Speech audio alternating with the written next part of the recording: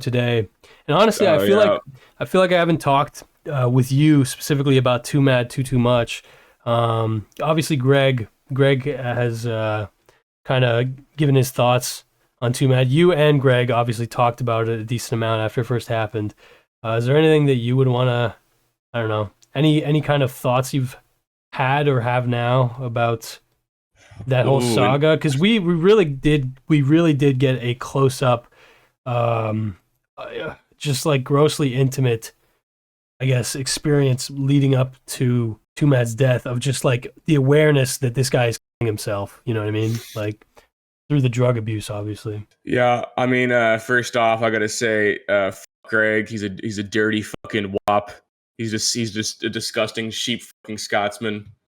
Um, Okay, yeah. Second of all, you have the pass. You're welcome. thank you so much. Thank you for the without papers pass. Yes, yes. Hey, when you learn about Greg, you want to call you. That's what you want to call him. No, I get it. I get it. I'm with you on that front. Yeah, Greg's despicable. Truly. Man, I don't know the two mad stuff. I remember at the time. I see if I can like recollect my thoughts here Mhm. because I was very upset by. I Uh, think what makes me most upset is just at the time his being a character on the internet, and then this like character dies in the same way like fucking I don't know, like Hank dies in Breaking Bad, and everyone's like, ah, fuck that guy. It's just like this nebulous thing you see on your screen that dies, and then having like I never knew him, I never talked to him, but like I was around you guys, and Greg was upset, obviously, and like you were a little upset. It's just like this fucking kid died, man. yeah, This fucking like this guy who got his brain rotted by fame when he was fucking 20 years old, and then had no system in his life to like ever be a better person. Like I yeah, see the best in people, especially when you're young. I see the best in people. Like when you're that fucking young, dude, you can change. yeah, There's I'm not saying he was a good person, but it's like that's not a 40-year-old man. That's a very young man. yeah. Um, He was 23 when he died. He had just turned 23, basically. But yeah, yeah, like I know what I was like fucking when I was like 21, 22. Like I wasn't nearly the man I am now, and it's yeah, it takes a long time to learn, you know. Again, not saying he was a good person, but like most young people aren't. You cross some boundaries, you transgress some shit, and you learn from your mistakes. And I think there was a world where like uh he came out of it a better person who had atoned for his sins. And just to see like the general consensus being like, oh, this fat fuck died of a ketamine overdose playing Overwatch, and laughing about it. It's just depressing. It's just more or less like you could take that as an example and like lay that onto anybody. It's a depressing world that you know yeah, yeah. of, No, of, of it's like internet celebdom. it's a crazy. Yeah, it's a yeah. There's definitely like a cynicism that people approached Tumad's death with, if that makes sense. And the reason was because he was a menace. You know what I mean? He was a notorious troll. And the last year of his life, he did decide basically to burn every bridge and to try and piss off as many demographics as he could. Like he raised his own GTA wanted level very high. But obviously, again, the last months of his life, he was literally in like a cycled state of psychosis, mania, probably depression. But like obviously, these are all things that were completely, they were being basically imposed, and there were reactions to the medication he was taking, okay, for his ADHD, the ketamine that he was taking, which apparently he was getting from a doctor. That was his claim, at least. I'm sure that he acquired a lot of it illegally, though. Like, he was probably overdoing it. He claimed that he had gotten like 34K worth in ketamine, which is fucking insane. And then, again, toward the end of his life, he was like weirdly bragging about taking fucking off-market Xanax. And so, yeah, it's a very dark chapter, and it's again, it's like in a tragic, sick, twisted way. Like the way that people because people actually celebrated his death, like unironically, right? Like unironically, like hundreds of thousands of likes on Twitter celebrating his death. It is a kind of a confrontation with the hyper real that is the internet, if that makes sense, where it's like I don't think many people would be even nearly making these jokes or thinking this way if the internet didn't exist, if that makes sense. Like yeah, I don't know. I think that the reaction to Twomad's death, I don't know what Twomad would have thought about it, to be honest. Maybe he would find it funny. He was an interesting guy, but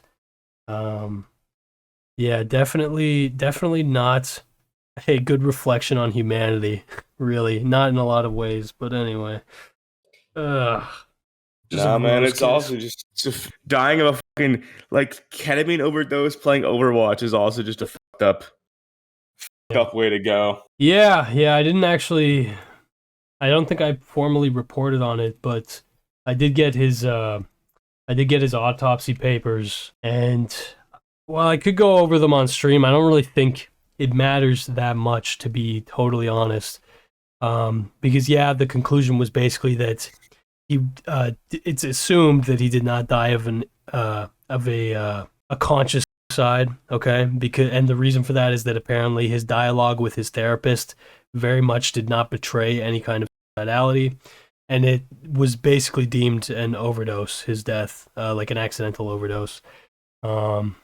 But yeah, looking at it mention what drug? Because like ketamine seems like a weird drug to overdose on. No, yeah, I'm pretty sure it was Xanax, but I can check formally if you give me a second. It makes a lot more sense. I need to I just need to find the file real quick. But yeah, dude, yeah. I mean, again, yeah, I had a very up close awareness of this whole case, and that was just like the most fucking blackpilling, just no good, nothing good came out of it type of case possible. Yeah, I don't know. What do you think? What do you think could be learned though from Twomad, right?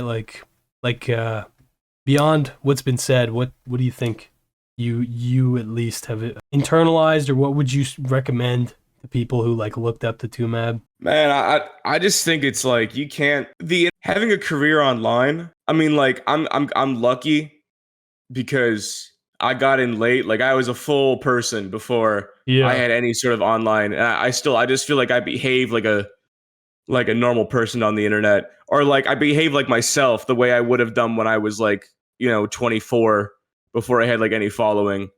And it just does nothing good to you. I mean, we've repeated this cycle again and again, and I think the internet has this unique ability to platform losers. You know, if you look at, that's a good way to put it, actually. Aiden Ross, all the biggest streamers right now, like Aiden Ross, Neon, like Kai Cenat to an extent, Fuzi. Like, I mean, Fuzi's a bad example. I mean, like more young people who like, they're famous because they're unremarkable. And I think we get this sick pleasure in, maybe this doesn't apply to Twomad fully, because I truly think like Twomad was not a comedic genius, but like had a knack for comedy in a way that like I think would have if he had lived, would have carried him his entire career if he got his life together. Like he would have he would have ended up doing stand up or something. Yeah, he definitely had a wave too. Like he had his own style, and even though I wasn't a huge fan of his style, it was undeniable. It was undeniable. Yeah, he was talented. But just it has this way of like platforming these. Like, I don't know, very few like super famous people on the internet are people whose lives you would want to emulate.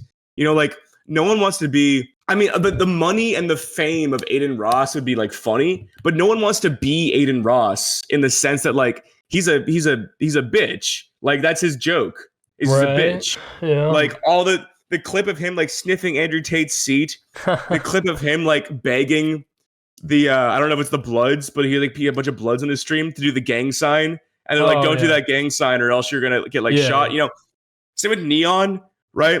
Yeah. Jack Doherty. It's like here's the thing: like this is what you're touching on is absolutely facts. Streaming, okay, as a fucking medium, it incentivizes some of the most short-term dopamine-driven decision making you could possibly imagine.